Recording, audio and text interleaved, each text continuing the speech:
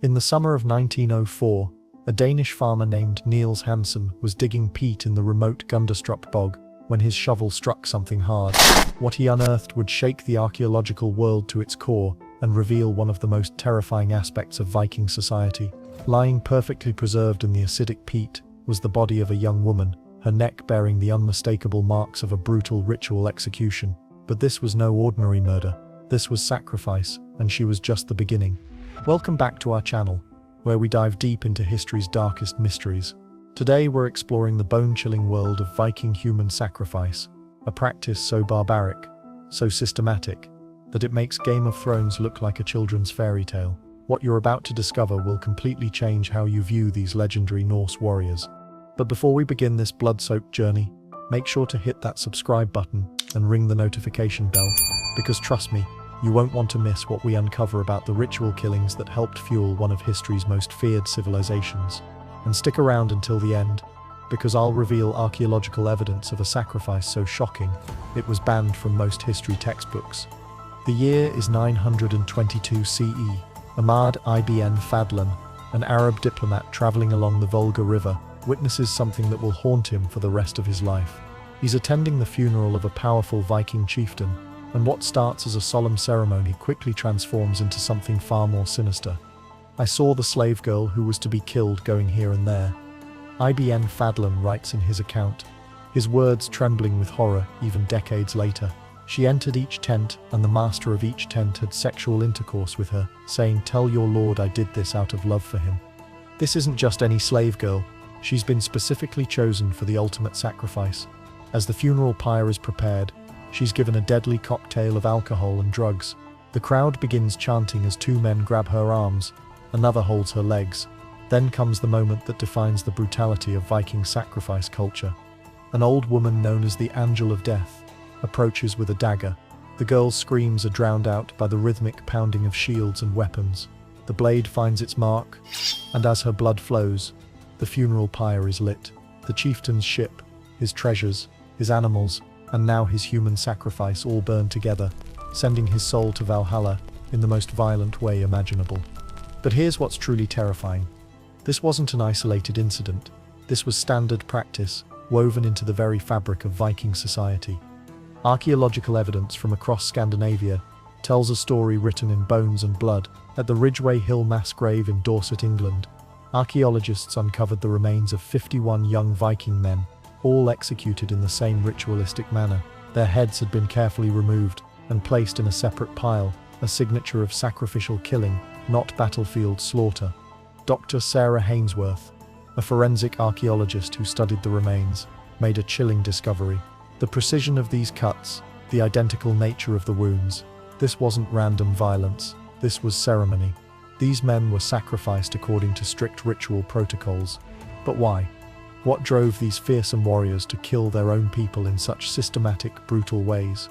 The answer lies in the very heart of Viking cosmology. To understand their sacrificial practices, we must enter the mind of a 9th century Norse warrior, where the line between life and death, between the mortal world and the realm of the gods, was razor-thin.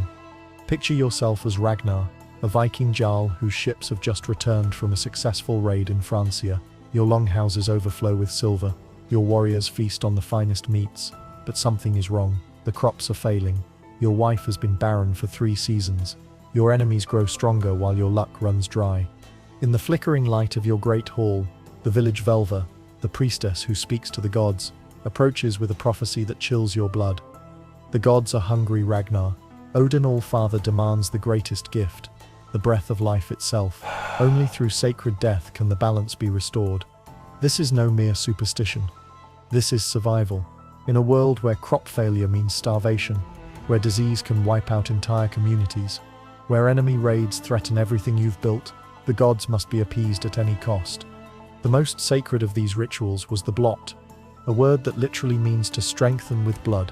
These weren't desperate acts of barbarism, but carefully orchestrated ceremonies that followed ancient traditions passed down through generations. Archaeological evidence from Uppsala, Sweden, the spiritual heart of the Viking world, reveals the true scale of these sacrificial practices. The medieval chronicler Adam of Bremen described what he witnessed there with barely contained horror. Every 9 years they hold a great festival at Uppsala, and no one is exempt from attending. Kings and peoples all send their gifts to Uppsala, and what is more cruel than anything else, those who have already adopted Christianity buy themselves off from these ceremonies. But what did Adam see that so horrified him? Recent excavations beneath the medieval church at Old Uppsala have uncovered layers upon layers of burned bone, human and animal alike. Carbon dating reveals these sacrificial deposits span over 400 years, from the 6th to the 10th centuries. Dr. John Ljungqvist, who led the Uppsala excavations, made a discovery that sent shockwaves through the archaeological community. We found evidence of systematic human sacrifice on a scale we never imagined. The bone fragments show clear signs of ritual dismemberment, and the positioning suggests these weren't just killings, they were elaborate performances designed to honor the gods. The victims weren't random. They were carefully selected according to strict criteria that reveal the calculated nature of Viking sacrifice culture. Slaves, captured in raids across Europe, were prime candidates. But here's what most people don't know. Vikings also sacrificed their own people. Archaeological evidence from Trelleborg in Denmark revealed the remains of a high-status Viking woman, buried with rich grave goods but showing clear signs of ritual strangulation. The selection process was terrifyingly methodical. Beauty, youth, and health were prized qualities in sacrificial victims. The thinking was simple: only the finest offerings were worthy of the gods. Ibn Fadlan's account describes how the slave girl volunteer for sacrifice was celebrated, given the finest foods and clothes, treated like royalty in the days leading up to her ritual death. But the most chilling aspect of Viking sacrifice wasn't just who died, it was how they died. The Vikings had developed a horrific repertoire of ritual killing methods, each designed to send a specific message to the gods. The blood eagle, perhaps the most notorious, involved cutting open the victim's back, breaking the ribs, and pulling out the lungs to create the image of spread wings.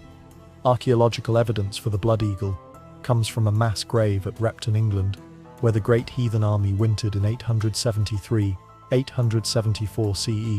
Among the 300 bodies found, several showed the distinctive rib damage consistent with this ritual. The precision of the cuts, made while the victim was still alive, speaks to a level of practiced skill that suggests this wasn't just legendary brutality, it was real, and it was common. Drowning was another favored method, particularly for offerings to Njörður, god of the sea. Victims would be weighted down with stones and thrown into sacred lakes and bogs. The anaerobic conditions of these environments preserved many bodies, creating an archaeological record that reads like a catalogue of ritual murder.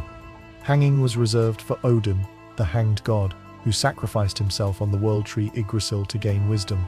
Archaeological sites across Scandinavia have revealed ritual hanging grounds, where wooden posts show ropeware from centuries of use. But perhaps the most disturbing discovery came from Tisse, Denmark, where archaeologists uncovered evidence of child sacrifice on an industrial scale. In 2018, excavations at this ritual site revealed the remains of dozens of children, ranging in age from newborns to teenagers.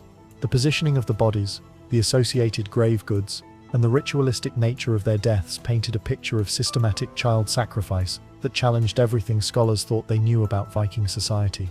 Dr. Lars Jørgensen, who led the Tisse excavations, struggled to find words for what his team uncovered.